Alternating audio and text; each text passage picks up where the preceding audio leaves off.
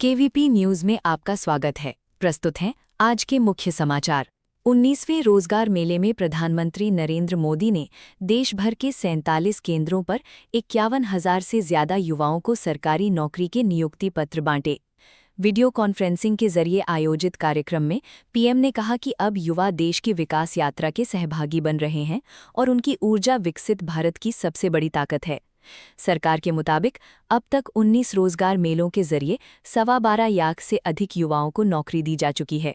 इस दौरान रेलवे, गृह मंत्रालय, स्वास्थ्य, वित्तीय सेवाएं और उच्च शिक्षा समेत कई विभागों में नियुक्तियां दी गईं। राष्ट्रीय जांच एजेंसी एनआईए की चार्जशीट में खुलासा हुआ है कि पहलगाम आतंकी हमला पाकिस्तान स्थित आतंकी संगठन लश्कर-ए-तैयबा और उसके प्रॉक्सी संगठन द रेजिस्टेंस फ्रंट ने करवाया था। जांच में पाकिस्तान के कसूर में रहने वाले मास्टरमाइंड साजिद जट उर्फ सैफुल्ला का नाम सामने आया है, जिसने लाहौर से आतंकियों को निर्देश दिए। एनआईए के मुताबिक टीआरएफ ने हमले की जिम्मेदारी लेने और बाद में उससे मुकरने के लिए पाकिस्तान से संचालित टेलीग्राम चैनलों का इस्तेमाल किया। चार्जशीट में ये भी कहा गया है कि साजिद जट ने 2019 में अनुच्छेद 370 हटने के बाद टीआरएफ नेटवर्क खड़ा करने में अहम भूमिका निभाई थी। केंद्र सरकार ने वीबीजीआरएजीएम विकसित भारत गारंटी फॉर रोजगार एंड आजीविका मिशन ग्रामीण कानून के ड्राफ्ट नियम जारी कर दिए हैं और जनता से सुझाव मांगे हैं। ये नई ग्रामीण रोजगार योजना 1 जुलाई 2026 से पूरे देश में लागू होगी और मौजूदा एमजीएनआरईजीए की जगह लेगी। सरकार के मुताबिक नए कानून के तहत ग्रामीण परिवारों को साल में 125 दिन रोजगार की गारंटी मिलेगी, जबकि अभी मनरेगा में 100 दिन का प्रावधान है। ड्राफ्ट नियमों में मजदूरी भुगतान, शिकायत निवारण, रिकॉर्ड ट्रांसफर और पुराने जॉब कार्ड की वैधता जैसे प्रावधान शामिल हैं। सरकार ने दावा किया है कि बदलाव के दौरान मजदूरों के काम और भुगतान पर असर नहीं पड़ेगा। रक्षा मंत्री राजनाथ सिंह ने कहा कि सरकार रक्षा उत्पादन में निजी कंपनियों की हिस्सेदारी बढ़ाकर 50% करने का लक्ष्य लेकर चल रही है।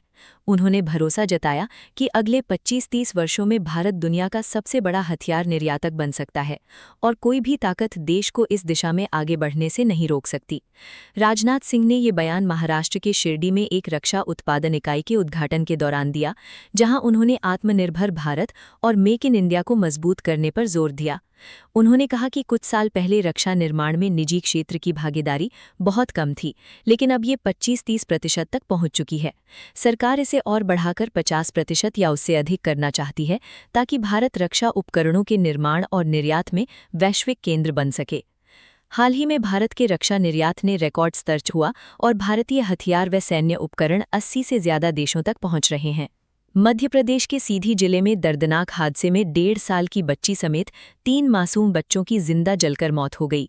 बताया जा रहा है कि कच्चे मकान में बिजली लाइन में स्पार्किंग होने से आग भड़क उठी और देखते ही देखते पूरे घर में फैल गई। हादसे के समय बच्चे घर के अंदर फंस गए, जबकि फायर ब्रिगेड के देर से पहुंचने के कारण उन्हें बचाया नहीं जा सका। घटना के बाद गांव में मातम पसरा है और प्रशासन ने मामले की जांच शुरू कर दी है। इंदौर के चर्चित हनी ट्रैप 2 मामले में जांच एजेंसियों को नेताओं, अफसरों और बड़े कारोबारियों के 100 से ज्यादा आपत्तिजनक वीडियो मिले हैं।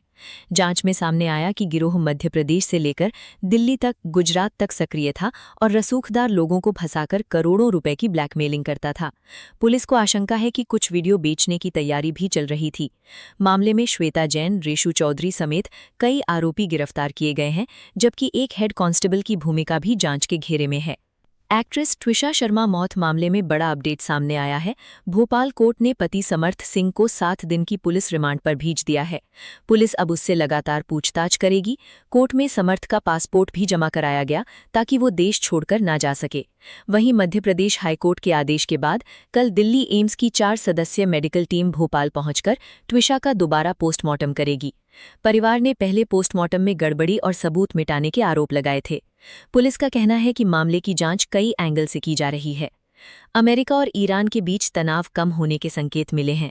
दावा किया जा रहा है कि दोनों देश हार्मुज जल डमरू मध्य को फिर से खोलने और युद्ध विराम को 60 दिनों तक बढ़ाने पर सहमत हो सकते हैं। इसके साथ ही ईरान के परमाणु कार्यक्रम को लेकर भी नई बातचीत शुरू होने की संभावना जताई गई है। अमेरिकी विदेश मंत्री मार्को रूबियो ने कहा कि आने वाले दिनों में अच्छी खबर मिल सकती है, जबकि ईरान ने भी क्षेत्र में तनाव कम करने और हार्मुज खोलने की इच्छा जताई है। हालांकि दोनों देशों के बीच यूरेनियम संवर्धन और परमाणु डील की शर्तों को लेकर मतभेद अब भी बने हुए हैं। चीन के उत्तरी शांशी प्रांत की ल्यू शेन्यू कोयला खदान में हुए भीषण गैस ब्लास्ट में कम से कम 90 मजदूरों की मौत हो गई, जबकि कई अन्य घायल बताए जा रहे हैं। हादसे के वक्त खदान में 247 मजदूर काम कर रहे थे, जिनमें से 200 से ज्यादा को बाहर निकाल लिया गया है। बचाव अभियान अब भी जारी है और कई मजदूरों के लापता होने की आशंका है। चीन के राष्ट्रपति शी जिनपिंग ने हादसे पर दुख जताते हुए दोषियों के खिलाफ सख्त कार्रवाई के आदेश दिए हैं। उन्होंने कहा कि बचाव कार्य में कोई कमी नहीं रहनी चाहिए और घटना की पूरी जांच कर जिम्मेदार लोगों को नहीं छोड़ा जाएगा।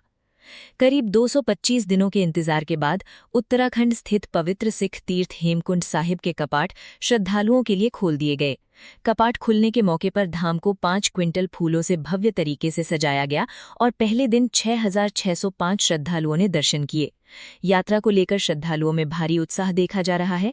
अब तक हेमकुंड साहिब यात्रा के लिए 67,000 से ज्यादा रजिस्ट्रेशन हो चुके हैं।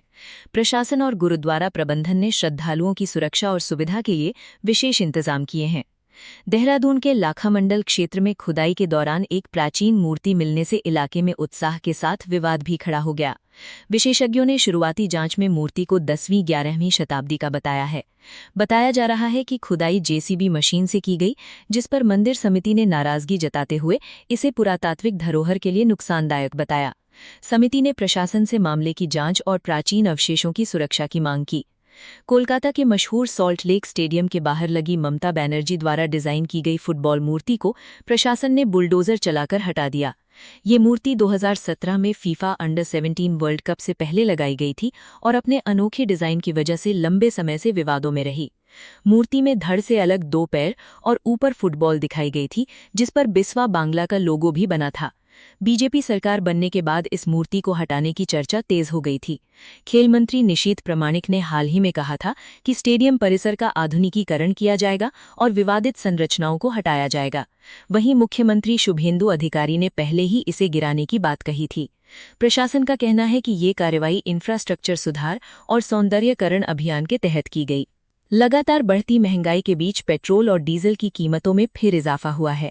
देश में 9 दिनों के भीतर तीसरी बार पेट्रोल 87 पैसे और डीजल 91 पैसे प्रति लीटर महंगा किया गया।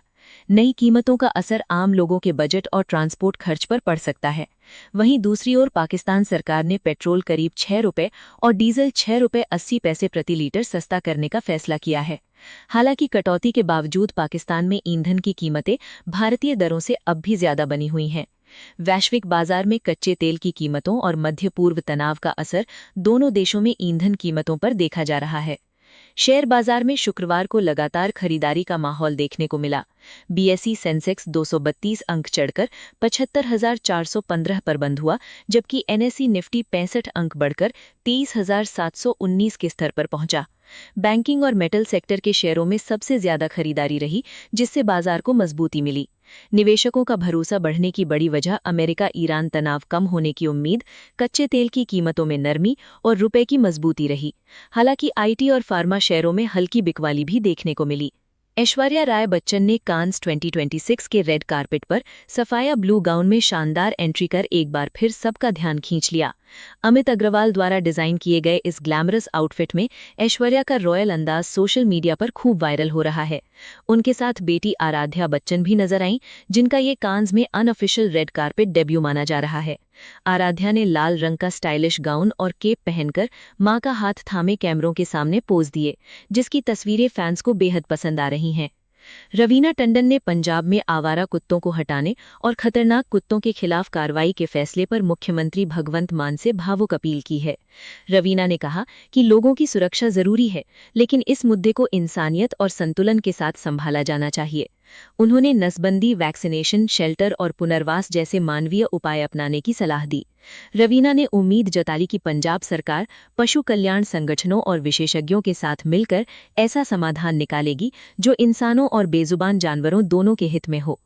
भारतीय महिला cricket team T20 world cup 2026 खेलने के लिए इंग्लैंड रवाना हो गई है। मुंबई एयरपोर्ट पर खिलाड़ियों को तिलक लगाकर पारंपरिक तरीके से विदाई दी गई। कप्तान हरमनप्रीत कौर की अगुवाई वाली टीम इस बार पहली बार T20 वर्ल्ड कप जीतने के इरादे से मैदान में उतरेगी। पिछले साल टीम इंडिया ने वनडे वर्ल्ड कप जीतकर इतिहास रचा था, जिससे खिलाड़ियों का आत्मविश्वास काफी बढ़ा हुआ है। भारत अपना पहला मुकाबला 14 जून को पाकिस्तान के खिलाफ खेलेगा। भारतीय पहलवान विनेश फोगाट के मामले में दिल्ली हाईकोर्ट ने रेसलिंग फेडरेशन ऑफ इंडिया को कड़ी फटकार लगाई। कोर्ट ने कहा कि खेल संघ किसी खिलाड़ी के साथ बदले की भावना से काम नहीं कर सकता और मातृत्व को करियर के खिलाफ हथियार नहीं बनाया जाना चाहिए। अदालत ने केंद्र सरकार को निर्देश दिए कि विनेश की फिटनेस और वापसी का आकलन करने के लिए एक्सपर्ट पैनल बनाया जाए, ताकि उन्हें एशियन गेम्स ट्रायल में हिस्सा लेने का मौका मिल सके। हाईकोर्ट ने WFI की चयन नीति और नोटिस पर भी सवाल उठाए हैं। माना जा रहा है कि खिलाड़ियों और खेल के हित सबसे ऊपर होने चाहिए। और अंत में मौसम। पूरे भारत में मौसम काफी गर्म रहने की संभावना है, खासकर उत्तर, मध्य और पश्चिमी हिस्सों में, जहां पारा सामान्य से ऊपर जा सकता है और कई जगह लू जैसी स्थिति बन सकती है। दिल्ली, यूपी और बिहार जैसे राज्यों में गर्मी तेज रहने के संकेत हैं, जबकि कुछ दक्षिणी और पूर्वोत्तर इलाकों में बादल या